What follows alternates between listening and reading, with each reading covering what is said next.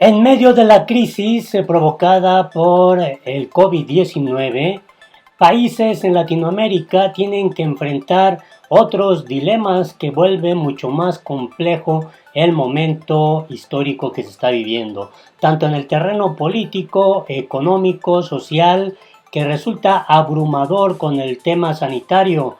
En países como Venezuela, Ecuador y Chile se viven momentos realmente también angustiantes, desesperantes, que van desde la corrupción, cambios de última hora en el gabinete y acuerdos políticos inesperados, prácticamente empujados por la misma situación social y política económica que se está viviendo. Quédate a conocer los detalles de esto que pasa en el sur de América Latina.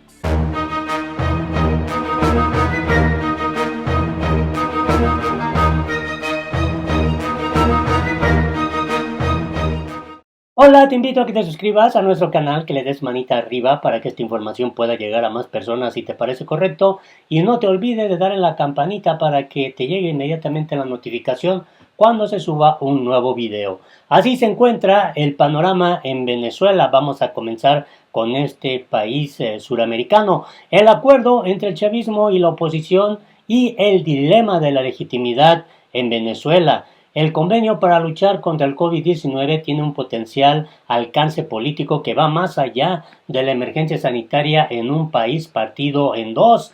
La grave crisis institucional y política en la que está sumida Venezuela tiene que ver en esencia con la noción de legitimidad. El gobierno de Nicolás Maduro y la oposición liderada por Juan Guaidó no se reconocen mutuamente. El sucesor de Hugo Chávez tampoco tiene el respaldo de las principales instancias de la llamada comunidad internacional, desde Estados Unidos, que lo acusa de narcotráfico, hasta Bruselas y la mayoría de los gobiernos latinoamericanos. Alrededor de 60 países atribuyen a Guaidó el cargo de presidente interino, pero el régimen chavista no lo acepta ni siquiera como jefe del Parlamento, ya que primero despojó de sus competencias la Asamblea Nacional y cuando el partido gobernante regresó al hemiciclo, maniobró para que en su lugar fuera elegido un opositor disidente. La arquitectura institucional está duplicada, la brecha parece insalvable y sin embargo esta semana las dos partes llegaron a un entendimiento. El acuerdo suscrito para dejar en manos de la Organización Panamericana de la Salud la gestión de fondos y ayudas para combatir el COVID-19 se debe a una emergencia sanitaria sin precedentes, a la que se suma un dramático deterioro de los servicios públicos y una crisis económica sin freno. Pero ese paso tiene un alcance político que va más allá de la pandemia y plantea un dilema sobre legitimidades en el seno de la oposición. Maduro ganó en mayo de 2018 unas elecciones cuestionadas porque enfrente no tenía a un adversario real. Las fuerzas críticas con el oficialismo fueron en su mayoría inhabilitadas o rechazaron participar por considerar que el proceso carecía de garantías. Cuando el líder chavista tomó posesión para un nuevo mandato, a principios de 2019, la oposición con el apoyo de Estados Unidos se valió de esas premisas para acusar al mandatario de usurpación. Así Guaidó, que acababa de asumir el cargo de jefe de parlamento en virtud de la rotación acordada entre las distintas formaciones, se proclamó presidente interino. Lo que vino después fue un recrudecimiento de las posiciones. Comenzó una disputa por el poder que derivó en una batalla simbólica, pero esa batalla se libró sobre todo en el tablero internacional. En Venezuela, Maduro ha mantenido de facto el control de los engranajes del Estado y pese a varias deserciones de las Fuerzas Armadas. Mientras tanto, sus rivales fueron acorralados por la policía y la justicia, controlada por el régimen. En los últimos 12 meses hubo dos acciones militares. La primera, el 30 de abril de 2019, acabó con la liberación de Leopoldo López de su arresto domiciliario, y la segunda, el pasado 3 de mayo, fue un disparatado intento de incursión marítima con mercenarios estadounidenses del que Guaidó trata de desvincularse, pero que quedó muy tocada su posición. La firma del convenio para hacer frente al COVID-19 costó, por otro lado, al jefe del Parlamento las críticas de los sectores más radicales de la oposición, que le reprocharon dar carta de legitimidad al gobierno de Maduro. Pero la radicalización de varios de los dirigentes políticos que tuvieron que irse del país, que a menudo siguen apelando a una intervención militar, choca con las condiciones de posibilidad de las estrategias de la oposición dentro de Venezuela. Por otro lado, Guaidó, que está al frente de un bloque político exhausto y atravesado por un profundo malestar, hace equilibrios para contentar a todo el mundo. Todos los amagos de diálogo han fracasado.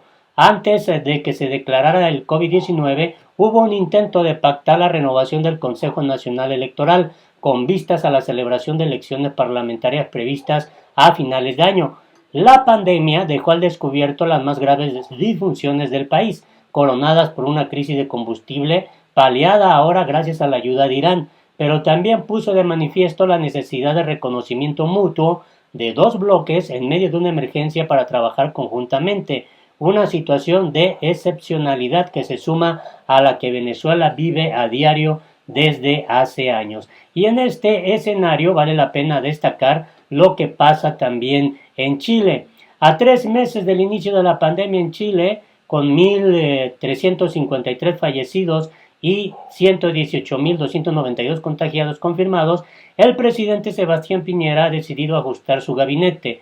Lo hace justamente cuando su gobierno negocia con la oposición en el Congreso un plan de emergencia para superar la pandemia, enfocado en la protección social, la reactivación económica y una estrategia fiscal, junto con mantener en su cargo al ministro de Salud, Jaime Mayalich, criticado por algunos sectores por el manejo de la COVID-19 en Chile.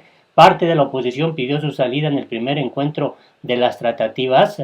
La principal novedad del ajuste es la llegada de Claudio Alvarado al ministerio encargado de la relación con el Parlamento, la Secretaría General de la Presidencia. Actualmente, subsecretario de Desarrollo Regional, dependiente del Ministerio del Interior, Alvarado milita en la Unión Demócrata Independiente. Tiene 16 años de experiencia como parlamentario y junto con conocer perfectamente el Estado, es probablemente el mejor negociador de la derecha, un político a la antigua que sabe encontrar votos en el Parlamento Legislativo, donde el oficialismo tiene minoría en ambas cámaras. Siempre en las sombras, es la primera vez que Piña lo instala en la primera línea en un momento especialmente complicado para el gobierno, debilitado luego de las revueltas sociales de octubre y los números de la pandemia. Alvarado reemplaza en su cargo a Felipe Ward, de su mismo partido, la UDI, que pasa al Ministerio de Vivienda, una cartera de relevancia, dado los problemas habitacionales que ha desvelado la crisis sanitaria. Y mientras tanto, en Ecuador la situación es todavía mucho más compleja. Una oleada de casos de corrupción golpea a este país suramericano en medio de la pandemia. Cientos de irregularidades en compras de material médico descomponen los 3 niveles de la administración. Hay 17 detenidos, entre ellos el expresidente Bucaram. El COVID-19 ha dejado una herida expuesta en Ecuador, que se suma a las deficiencias del sistema de salud pública para enfrentar una epidemia sanitaria que suma casi 41.000 contagiados y 3.486 fallecidos. La corrupción ha infectado los 3 niveles del Estado, el central, provincial y municipal. En los casi 3 meses que lleva el decreto presidencial de estado de emergencia, que agiliza la contratación pública relajando los controles previos, se han destapado cientos de irregularidades en la compra de material médico como mascarillas, pruebas de la COVID-19 o bolsas para transportar cadáveres. La Fiscalía ha iniciado al menos 141 investigaciones relacionadas con la epidemia. La Contraloría está examinando el uso de dinero público en cerca de 200 contratos y han sido descabezadas instituciones públicas como la Seguridad Social o la Secretaría General de Riesgos. Las pesquisas han derivado esta semana en un megaoperativo entre Quito y Guayaquil, la capital y la ciudad más golpeada por el COVID-19, con el resultado de 37 allanamientos y 17 detenciones, entre ellas la del expresidente Abdalá Bucaram y la de máxima autoridad del gobierno provincial de Guayas.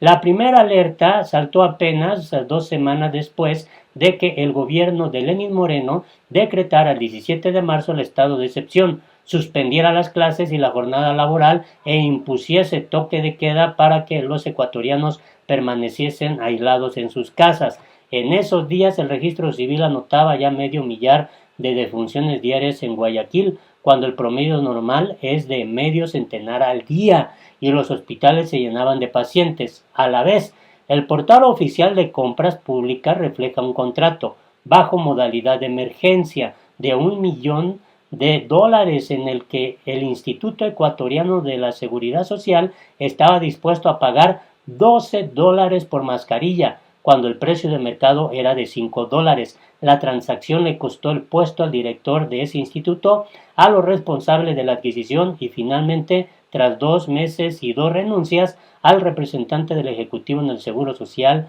Paul Granda. Así está este panorama. Y desafortunadamente países como Venezuela, Ecuador y Chile están enfrentando pues estas situaciones cuando de por sí el escenario ya es complicado con la propia crisis sanitaria provocada por el COVID-19. Te invito a que te puedas suscribir a nuestro canal, dale manita arriba y no se te olvide dejar aquí abajo tus comentarios.